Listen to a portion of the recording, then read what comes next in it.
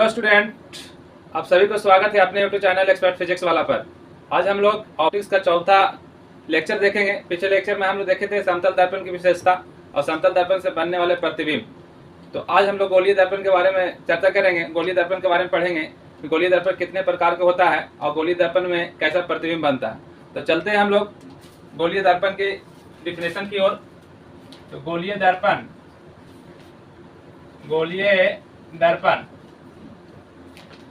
गोलीय दर्पण को इंग्लिश में स्फेरिकल मिरर कहते हैं। स्फेरिकल मिरर कहते हैं और ये दो प्रकार का होता है। गोलीय दर्पण दो प्रकार का होता है। लेकिन सबसे पहले अगर इसका डिफिनेशन लिखना चाहेंगे तो लिख लीजिए। गोलीय दर्पण एक खोखला गोला पारदर्शी कांच का टुकड़ा होता है जिसको कम से कम एक भाग कलाई की होती है। अगर वो बाहर की कलाई की होती है तो उसको अवतल दर्पण कहते हैं, और अगर अंदर से कलाई की होती है तो उसको उत्तल दर्पण कहते हैं। तो गोलीय दर्पण दो प्रकार का होता है। एक हो गया इसका अवतल दर्पण, एक हो गया अवतल दर्पण और दूसरा हो गया उत्तल दर्पण। तो अवतल दर्पण को इंग्लिश में कनकेव मिरर कहा जाता है। अवतल दर्पण को इंग्लिश में कनकेव मिरर कहते हैं और उत्तल दर्पण को कन्वेक्स मिरर कहते हैं।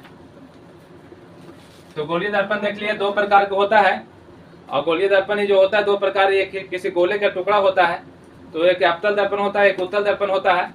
अवतल दर्पण को बाहर से पेंट किया होता है। मान लीजिए गोलीय दर्पण है और इस गोलीय दर्पण का एक टुकड़ा ये है और इसको हम लोग बाहर से अगर पेंट करते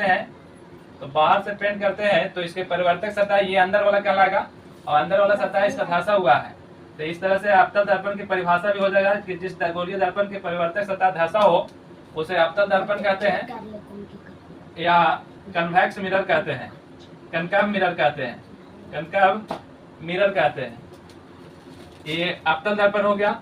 उत्तल दर्पण एक गोलीय सतह का एक टुकड़ा है और इसी को अंदर से पेंट करते हैं, यानी इसका परिवर्तक सतह उभरा हुआ है। तो ऐसे भी हम लोग इसका परिभाषा लिख सकते हैं कि उत्तल दर्पण के परिवर्तक सतह उभरा हुआ रहता है और अंदर की सतह जो होता है सधासा होता है। तो अंदर से अगर पेंट होता है तो उसको उत्तल दर्पण कहते हैं। उत्तल दर्पण इसको इंग्लिश में हम लोग कनकेव मिरर कहते हैं। इसको इंग्लिश में कनकेव मिरर कहा जाता है। तो यहाँ पे देखिए दर्पण दो प्रकार का होता है, गोलीय दर्पण। और गोलीय दर्पण दो प्रकार में, एक हो गया अवतल दर्पण, दूसरा हो गया उत्तल दर्पण। तो यहाँ से हम लोग देखते हैं कि अवतल दर्पण के कौन कौन सी दूरियां होती है। तो अवतल दर्पण के मध्य बिंदु यानी गोलीय दर्पण के मध्य बिंदु को जो होता है, गोलीय दर्पण का मतलब दोनों दर्पण आ गया, अवतल आ गया, उत्तल दोनों एक साथ। तो गोलीय दर्पण के मध्य बिंदु को ध्रुव कहा जाता है। तो इसका मध्य बिंदु ये हो गया P। इस उत्तल दर्पण के मध्य बिंदु इस पॉइंट पर हो गया, इसको P कहते हैं। और P के मतलब होता है ध्रुव को P से सूचित किया जाता है। इसको इंग्लिश में पोल कहते हैं। तो इसका भी ध्रुव P हो गया ये, और इसको इंग्लिश में भी पोल कहते हैं। यानी दोनों के लिए पोल दर्पण के मध्य बिंदु होता है। और गोलीय दर्पण जिस गोला का भाग होता है उस गोला के केंद्र को वक्रता केंद्र कहते हैं और उसको C से सूचित किया जाता है। इसको कहते हैं वक्रता केंद्र। यहाँ लिख देते हैं, इसको वक्रता केंद्र कहते हैं। C को वक्रता केंद्र कहते हैं। और इस लाइन जो देख रहे हैं वक्रता केंद्र और ध्रुव को मिलाने वाली रेखा, इसको हम लोग मुख्य अक्ष या प्रिंसिपल एक्सिस कहते हैं। मुख्य अक्ष या प्रिंसिपल एक्सिस, ये मुख्य अक्ष हो गया, प्रिंसिपल एक्सिस हो गया। ये जो लाइन आप देख रहे हैं ये लाइन को मुख्य अक्ष या प्रिंसिपल एक्सिस कहते हैं। इसका उत्तल दर्पण में ये हो गया प्रिंसिपल एक्सिस, इसका वक्रता केंद्र ये हो जाएगा यहाँ पे C। और याद रखें कि ये दोनों ध्रुव और वक्रता केंद्र के बीच एक बिंदु होता है जिस बिंदु को फोकस कहते हैं। उसको F से डिनोट किया जाता है, ये फोकस होता है। तो ये अवतल दर्पण के लिए फोकस हो गया, ये उत्तल दर्पण में फोकस यहाँ होता है, यानी ध्रुव यहाँ है और वक्रता केंद्र यहाँ है। तो फोकस इसके बीच में होगा, फोकस। और इसको इंग्लिश में भी फोकस कहते हैं, यानी हिंदी और इंग्लिश दोनों नाम इसका फोकस है। तो ये हो गया आपका ध्रुव फोकस और वक्रता केंद्र। ध्रुव से वक्रता केंद्र के बीच की जो दूरी होती है, ध्रुव से वक्रता केंद्र के बीच की दूरी, इसको वक्रता त्रिज्या कहा जाता है आर, इसको वक्रता त्रिज्या कहा जाता है। और इसका यहाँ ध्रुव से वक्रता केंद्र की दूरी को वक्रता त्रिज्या आर कहते हैं। तो ये सारी चीज की परिभाषा अगर लिखना चाहे आप लोग तो लिख सकते हैं। तो पहला हो गया ध्रुव यानी दर्पण के मध्य बिंदु को ध्रुव कहते हैं। अगला पॉइंट हो गया वक्रता त्रिज्या। तो गोलीय दर्पण जिस गोला का भाग होता है, गोलीय दर्पण जिस गोला का भाग होता है उस गोले के केंद्र को दर्पण के वक्रता केंद्र कहते हैं। गोलीय दर्पण जिस गोला का भाग होता है उस गोले के केंद्र को दर्पण के वक्रता केंद्र कहते हैं, जिसको सी से डिनोट किया जाता है। नेक्स्ट पॉइंट हो गया मुख्य अक्ष। वक्रता केंद्र और ध्रुव को मिलाने वाले जो लाइन है, रेखा है, उसको मुख्य अक्ष या प्रिंसिपल एक्सिस कहते हैं। नेक्स्ट पॉइंट वक्रता त्रिज्या। तो गोलीय दर्पण जिस गोला का भाग होता है उस गोले के त्रिज्या को वक्रता त्रिज्या कहा जाता है। उस गोले के त्रिज्या को दर्पण की वक्रता त्रिज्या कहा जाता है, जिसको आर से डिनोट किया जाता है। गोलीय दर्पण जिस गोला का भाग होता है उस गोले के त्रिज्या को दर्पण के वक्रता त्रिज्या कहते हैं। आप लिख सकते हैं। तो इस तरह से हम लोग फोकस, अगला पॉइंट फोकस है। फोकस क्या है? तो वक्रता केंद्र सी, ध्रुव पी के बीच की दूरी, बीच की बिंदु को फोकस कहते हैं। तो दूरी के बारे में बात करते हैं कि डिस्टेंस कहाँ से कैसे मापा जाता है इसमें। तो यहाँ से हम लोग देखते हैं पी एक मूल बिंदु माना जाता है। इसको हम लोग साइन कन्वेंशन में देखेंगे। पी मूल बिंदु है और पी से एफ तक की जो दूरी होता है, पी से एफ तक की दूरी, ये दोनों दर्पण के लिए, गोलीय दर्पण के लिए ये दूरियां हम लोग देखते हैं। गोलीय दर्पण के लिए, तो गोलीय दर्पण का मतलब दोनों दर्पण साथ में आ जाता है, अवतल और उत्तल दोनों। तो P से F तक, यहाँ भी P से F तक की जो दूरी है वो हो जाएगा PF हो जाएगा। और PF को हम लोग फोकस कहते हैं, फोकस दूरी। अच्छा, अब यहाँ से आइए, P से C तक की जो दूरी है यानी PC जो है से वक्रता त्रिज्या है, वक्रता त्रिज्या। आप जानते हैं वक्रता त्रिज्या को R से डिनोट किया जाता है, फोकस दूरी को F से डिनोट किया जाता है। तो ये दोनों जो होता है दूरी, और ये लाइन जो P से C तक मिलाने रेखा को क्या कहा जाता है? मुख्य अक्ष कहा जाता है। तो अवतल दर्पण के लिए जो हो गया मुख्य फोकस, एक पॉइंट लिख लीजिए इसको कि अवतल दर्पण का जो फोकस दूरी होता है, अवतल दर्पण की फोकस दूरी वो धनात्मक होता है। ये हम लोग आगे पढ़ेंगे, चिन्ह परिपाटी पढ़ेंगे तो साइन कन्वेंशन धनात्मक होता है, सॉरी धनात्मक नहीं, ऋणात्मक होता है। अवतल दर्पण की फोकस दूरी ऋणात्मक होता है और उत्तल दर्पण की फोकस दूरी, इस पॉइंट में लिख लीजिएगा, उत्तल दर्पण की फोकस दूरी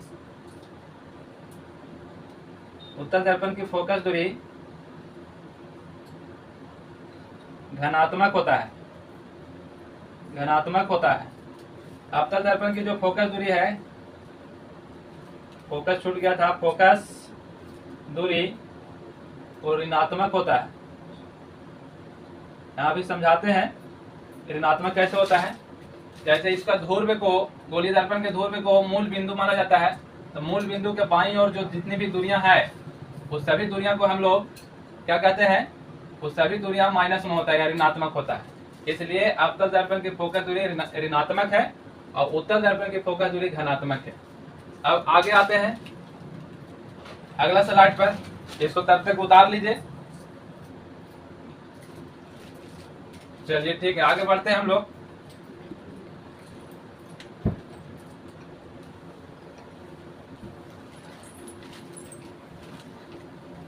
चलिए तो आगे हम लोग देखते हैं कि यहाँ पे अलग से फिगर किसी दर्पण को बना लेते हैं और जो हम लोग दूरियां पढ़ रहे थे उसको देखते हैं। ये अवतल दर्पण है, तो दूरी सबसे पहले इसका P लिया जाता है, यहाँ से ही सभी दूरी मापा जाता है। P हो गया ध्रुव, इसका ये वक्रता केंद्र, ये हो गया आपका फोकस, और इसके सामने कोई वस्तु रखा हुआ है, ये इसके अवतल दर्पण के सामने कोई वस्तु रखा हुआ है और ये वस्तु क्या है, ये वस्तु का प्रतिबिंब इधर कहीं बनता है। तो हम लोग अभी सिर्फ देख रहे हैं कि वस्तु जहां तक है, यानी कि उसको ओ नाम डाल देते हैं, या तो फिर ए बी नाम रख के ए बी, और इसका ए हो गया आपका A B, A dash B dash. तो हम लोग देख क्या रहे थे, दूरियां देख रहे थे, यानी पी एफ हो जाता है फोकस दूरी, सीपी जो हो जाता है वो वक्रता त्रिज्या हो जाता है आर, ये फोकस दूरी हो गया, और ये हो गया वक्रता त्रिज्या। वक्रता त्रिज्या जैसा पिछले स्लाइड में हम लोग पढ़े हैं, त्रिज्या इसको आर कहते हैं। और ध्रुव से बी डैश की दूरी, जहां तक प्रतिबिंब बनता है, जहां प्रतिबिंब बनता है उस दूरी को प्रतिबिंब दूरी कहा जाता है। यानी पी बी डैश प्रतिबिंब दूरी हो जाएगा, प्रतिबिंब दूरी, पी बी डैश प्रतिबिंब दूरी हो गया, जिसको भी से डिनोट किया जाता है। और पी ए डैश जो होता है वस्तु दूरी होता है, वस्तु बीम दूरी। और ये वस्तु बीम दूरी जो होता है उसको यू से डिनोट किया जाता है, यू। तो यहाँ से सारी दूरियां देख लिए, फोकस दूरी, वक्रता त्रिज्या और प्रतिबिंब दूरी, वस्तु बीम दूरी। तो इसी तरह से हम लोग उत्तल दर्पण के लिए भी दूरियां निकाल सकते हैं। तो अब हम लोग अगला स्लाइड में पढ़ते हैं कि चिन्ह परिपाटी क्या है। चिन्ह परिपाटी एक वैसा चिन्ह है जिसके द्वारा हम दूरियों को नेगेटिव पॉजिटिव में पहचान सकते हैं। यानी उसका साइन क्या होगा, किस दूरी का पॉजिटिव साइन होगा, किस दूरी का नेगेटिव साइन होगा, ये चिन्ह परिपाटी से ही पता चलता है। और कोई भी दूरी कहाँ से मापा जाएगा, ये चिन्ह परिपाटी से हम लोग को मालूम चलेगा। तो आगे पढ़ते हैं हम लोग चिन्ह परिपाटी, चलते हैं। तो चिन्ह परिपाटी जितना भी हम लोग पढ़ रहे हैं गोलीय दर्पण के लिए, दोनों दर्पणों के लिए सत्य होगा। यानी अगला जो टॉपिक है हम लोग को वो चिन्ह परिपाटी, साइन कन्वेंशन। चिन्ह परिपाटी,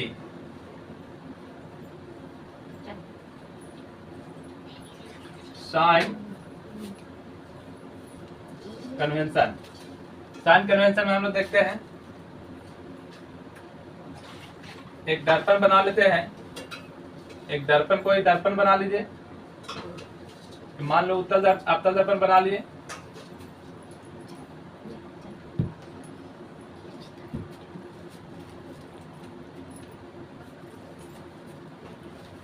जो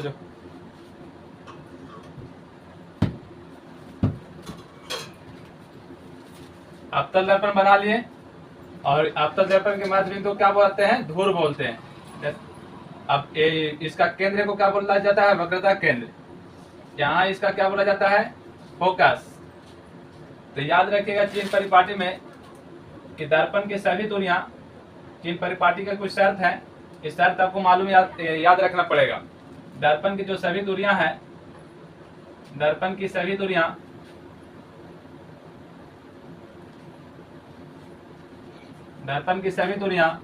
ध्रुव से मापी जाती है।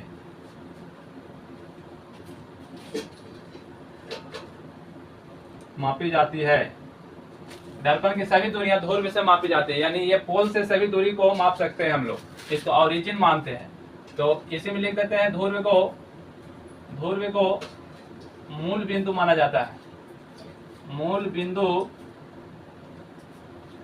बिंदु माना जाता है, ध्रुव को मूल बिंदु माना जाता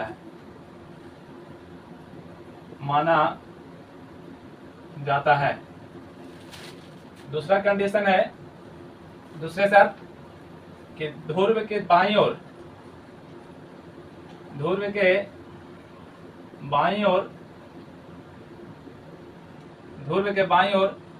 सभी दूरियां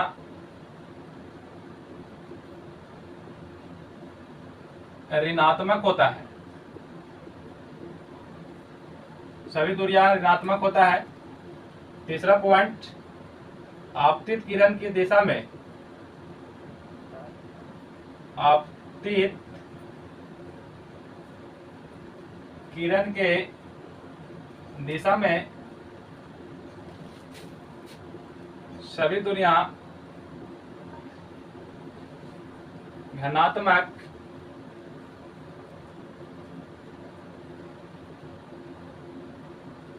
आपतित किरण की दिशा में सभी दूरियां धनात्मक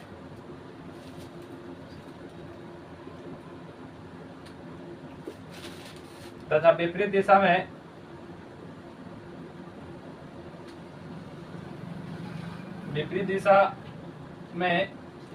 सभी दूरियां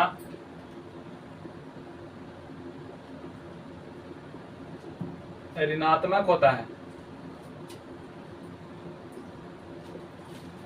तो आपतित किरण की दिशा में सभी दूरियां धनात्मक होता है, उसके विपरीत दिशा में सभी दूरियां ऋणात्मक होता है। जैसे देख लीजिए, यहाँ एक वस्तु अगर रखा हुआ है तो यहाँ से आपतित किरण निकलेगी, तो इस डायरेक्शन में जितनी भी दूरियां है धनात्मक होता है, और इसके विपरीत दिशा में इस तरह से अगर विपरीत दिशा हो गया, इस तरह से अगर हम लोग आते हैं तो ये सभी दूरियां ऋणात्मक होता है। तो इधर आएंगे तो दूरी माइनस में लिया जाएगा, और इधर जाएंगे तो दूरी प्लस में लिया जाएगा। ये बात को आप लोग ध्यान रखिएगा। तो ये चौथा जो पॉइंट हो गया कि ध्रुव के बाईं ओर के बात हो गया, ध्रुव के बाईं ओर, यानी ध्रुव यहाँ है, इसके बाईं ओर इस तरफ होगा, दाईं ओर इस तरफ होगा। ये दाईं ओर हो गया, ये दाईं ओर, और बाईं ओर इधर हो गया, ये बाईं ओर हो गया। तो बाईं ओर के सभी जो दूरी हो गया वो ऋणात्मक हो जाएगा, और दाईं ओर के सभी दूरी धनात्मक होगा। तो ये बात लिख लीजिए, ध्रुव के दाईं तरफ सभी दूरियां धनात्मक होता है। नेक्स्ट पॉइंट, मुख्य अक्ष के ऊपर धनात्मक तथा नीचे ऋणात्मक माना जाता है। ऋणात्मक माना जाता है या ऋणात्मक होता है। तो ये हो गया आपका चिन्ह परिपाटी। एक बार ध्यान से देख लीजिए, चिन्ह परिपाटी जितनी भी दूरियां दर्पण के लिए मापी जाती है वो दर्पण के ध्रुव से मापी जाती है, यानी P से। P के दाईं ओर अगर मापते हैं तो पॉजिटिव होता है, ध्रुव के बाईं ओर मापते हैं तो नेगेटिव होता है। आपतित किरण की दिशा में अगर दूरी मापते हैं तो धनात्मक माना जाएगा, और आपतित किरण का अपोजिट डायरेक्शन में दूरी मापते हैं तो ऋणात्मक होगा। और मुख्य अक्ष के ऊपर की दूरी अगर मापते हैं, देखिए ये मुख्य अक्ष हो गया, ये लाइन जो देख रहे हैं मुख्य अक्ष, इसके ऊपर वाला जो दूरी मापा जाएगा वो धनात्मक, और नीचे वाला दूरी मापा जाएगा वो ऋणात्मक होता है। तो आई होप कि आप लोग ये चिन्ह परिपाटी अच्छे से समझ में आया होगा। अगर समझ में आ रहा है तो मेरे चैनल को सब्सक्राइब करें और जितना ज़्यादा से ज़्यादा शेयर कर सकते हैं। तो आगे हम लोग पढ़ेंगे कि दर्पण में बनने के लिए, प्रतिबिंब बनने के लिए शर्त, यानी दर्पण में जो प्रतिबिंब बनता है उसके चित्र बनाने के लिए कितने बातों पर ध्यान देना होता है। तो अगर दर्पण में प्रतिबिंब बनाना है तो उसके लिए आपको कम से कम 3 शर्त को याद रखना पड़ेगा।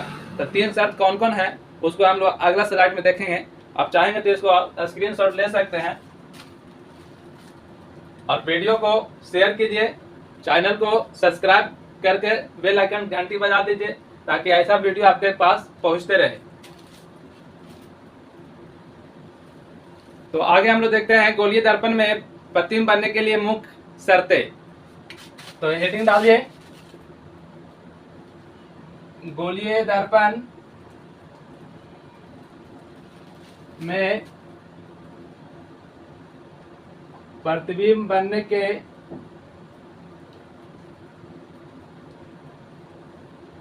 लिए शर्तें। तो पहला शर्त क्या है कि गोलीय दर्पण के मुख्य अक्ष के समांतर आने वाले प्रकाश की किरण प्रकाश के परिवर्तन के बाद मुख्य अक्ष के किसी एक बिंदु पर मुड़ जाती है या मुख्य अक्ष के किसी एक बिंदु से फैलती हुई नजर आती है। तो ये पहला शर्त है। तो इसका फिगर आप लोग कैसे बनाते हैं, तो ये हो गया अवतल दर्पण, ये अवतल दर्पण हो गया, और इसको बाहर से पेंट कर देते हैं, तो ये बन जाता है अवतल दर्पण। और अवतल दर्पण की ये मुख्य अक्ष हो गया, यहाँ पे ध्रुव हो गया, जैसा कि आप लोग जानते हैं, पीछे हम लोग पढ़े हैं। ये वक्रता केंद्र हो गया, और इसके समांतर अगर प्रकाश की किरण आती है तो प्रकाश के परिवर्तन के बाद ये मुख्य अक्ष के किसी एक बिंदु पर टकराती है। तो प्रकाश के परिवर्तन के बाद इस तरह से इन्होंने टकराने के बाद, दर्पण से टकराने के बाद ये इस तरह से मुड़ जाती है, और अगर इधर से प्रकाश की किरण जाती है तो ये भी प्रकाश के परिवर्तन के बाद ऐसे मुड़ती है। तो सारे किरणें, सारे परावर्तित किरणें जो है तो एक जगह मिल जाती है। ये ऐसा अवतल दर्पण के लिए होता है। लेकिन उत्तल दर्पण के लिए क्या है, ये फिगर नंबर 1 हो गया। ये अवतल दर्पण के लिए ये अपसरित कर रही है, अपसरित, ये किरणों को अपसरित कर रही है, यानी अपसरित किरण पुंज बना रही है ये। और ये क्या है, ये गोलीदार एक गोला का टुकड़ा है जिसको अंदर से हम लोग पेंट कर देते हैं।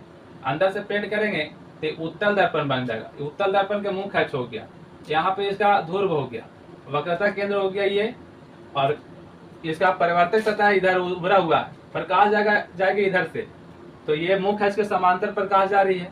फिर तो पार इधर होगी नहीं, क्या है कि अंदर से पेंट है, तो क्या होगा, तो ये टकराने के बाद, प्रकाश के परिवर्तन के बाद इस तरह से मुड़ जाती है, लौट जाती है उसी माध्यम, जिस माध्यम से आ रही है उसी माध्यम में लौट जाती है।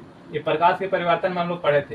तो लौटती है तो ऐसा ही लगता है कि इधर से कहीं से ये आ रही है, तो ये इस तरह से फोकस से फैलती हुई नजर आ रही है। इस तरह से प्रकाश जाएगी तो इस तरह से लौटेगी, और ये वाला इसको आगे हम लोग बढ़ाते हैं तो यहाँ मुख्य फोकस पर क्या नजर आता है, फैलते हुए नजर आता है।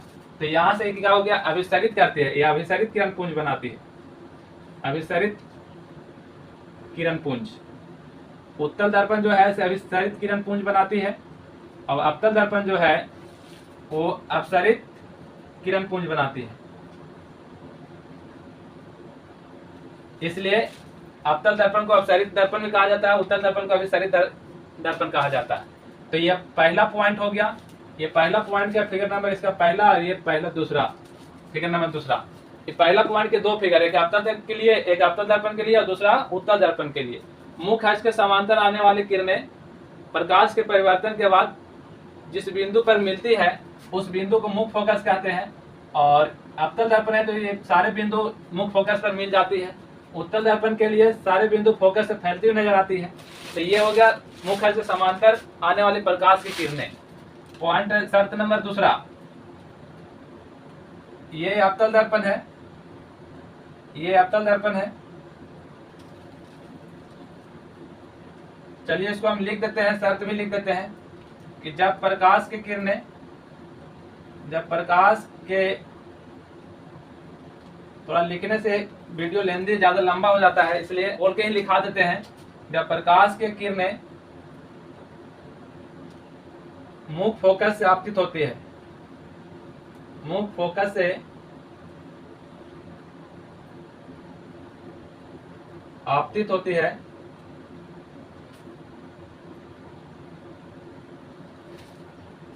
तब प्रकाश के परावर्तन के बाद, परावर्तन के बाद मुख्य अक्ष के समांतर हो जाती है, मुख्य अक्ष के समांतर हो जाती है। जब प्रकाश, देखिए पहला पॉइंट में जब प्रकाश समांतर आ रही थी तो फोकस से लौट रही थी, जब समांतर आएगी तो फोकस से लौटेगी, ये पहला शर्त है। और जब फोकस से जाएगी, यानी मुख्य फोकस है, यहाँ से इस तरह से प्रकाश अगर जाती है, इस तरह से प्रकाश अगर जाती है तो प्रकाश के परिवर्तन के बाद ये मुख्य अक्ष के समांतर लौट जाती है, ये मुख्य अक्ष के समांतर लौट जाती है, इस तरह से लौटती है। देखिए फिगर में, इसमें देखिए समांतर जा रही है, फोकस से लौट रही है। इसमें फोकस से जा रही है, फोकस से जा रही तो समांतर लौट रही है।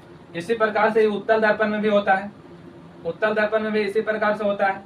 जब प्रकाश से फोकस से आती हुई प्रतीत होती है, फोकस से आती हुई प्रतीत होती है, तो ये समांतर लौट जाती है, इस तरह से आती है, इस तरह से लौट जाती है। तो यहाँ इसका ध्रुव हो गया, ये फोकस हो गया, केंद्र हो गया, वक्रता केंद्र हो गया। इसका ध्रुव यहाँ हो गया, ये फोकस से हो गया, ये वक्रता केंद्र हो गया। तो ये दूसरा शर्त हो गया। पहला शर्त क्या था यहाँ लिखे नहीं थे लेकिन सुन लेना, लिख लेना। जब प्रकाश की किरणें मुख्य अक्ष के समांतर आपतित होती है तो प्रकाश के परिवर्तन के बाद वो फोकस से लौटती है या लौटती हुई प्रतीत होती है। तो ये चीज आप लिख लीजिए। दूसरा पॉइंट है, जब प्रकाश की किरणें मुख्य फोकस से आपतित होती है तो प्रकाश के परिवर्तन के बाद समांतर हो जाते हैं, मुख्य अक्ष के समांतर हो जाती है। ये दूसरा पॉइंट हो गया, दूसरा शर्त हो गया। अब लास्ट शर्त जो है उसको हम लोग देखते हैं अगला स्लाइड नंबर 3। जब प्रकाश गोलीय दर्पण जब बात आता है तो दोनों दर्पण सोचना है, अवतल और उत्तल दोनों। जब प्रकाश गोलीय दर्पण के लंबवत आपतित होती है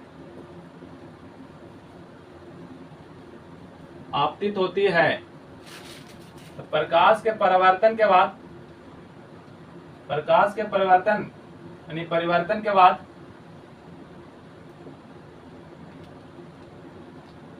उसी मार्ग से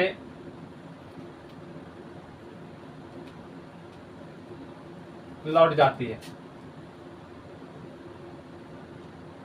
उसी मार्ग से लौट जाती है।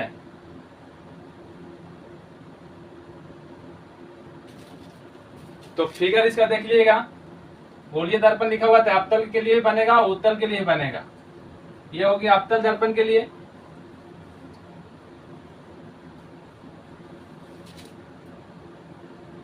और ये हो गया उत्तल दर्पण के लिए। इसको बाहर से पेंट कर देते हैं और इसको अंदर से पेंट कर देते हैं। तो याद रखिएगा कि ये इसका मुख्य अक्ष हो गया और इसका ये मुख्य अक्ष हो गया। यहाँ पे इसका मध्य बिंदु, दर्पण के मध्य बिंदु है P, और यहाँ ये दर्पण के मध्य बिंदु P है। और बात क्या कहता है कि गोलीय दर्पण, जब प्रकाश गोलीय दर्पण के लंबवत आती है तो एक बात याद रखिएगा कि लंबवत, गोलीय दर्पण के लंबवत जब भी प्रकाश आएगा तो वक्रता केंद्र से आएगी। यानी गोलीय दर्पण के लंबवत लाइन अगर खींचना है तो वक्रता केंद्र से निकालते हैं लाइन को। तो प्रकाश जब आएगी तो वक्रता केंद्र से होकर आती है, आपतित होती है। तो यहाँ देखिए इसका वक्रता केंद्र है, तो इसका जो लंबवत लाइन होगा वो वक्रता केंद्र से इस तरह से आएगा। अब इस तरह से आएगा तो इस तरह से लौटेगा प्रकाश के परिवर्तन के बाद। इसमें वक्रता केंद्र यहाँ है, अगर प्रकाश इसका वक्रता केंद्र से आती हुई प्रतीत हो रही है तो ये आती इस तरह से भी, लौटती भी इस तरह से। तो यहाँ से हम लोग समझ चुके हैं कि जब प्रकाश की किरणें दर्पण के लंबवत आती है, लंबवत यानी वक्रता केंद्र से, तो यहाँ से वक्रता केंद्र से आती हुई प्रतीत हो रही है और लौटती हुई प्रतीत हो रही है। इसमें एक चुगल में प्रकाश आती है, वक्रता केंद्र से लौटती भी है। तो ये अवतल दर्पण के लिए हो गया, और ये उत्तल दर्पण के लिए हो गया।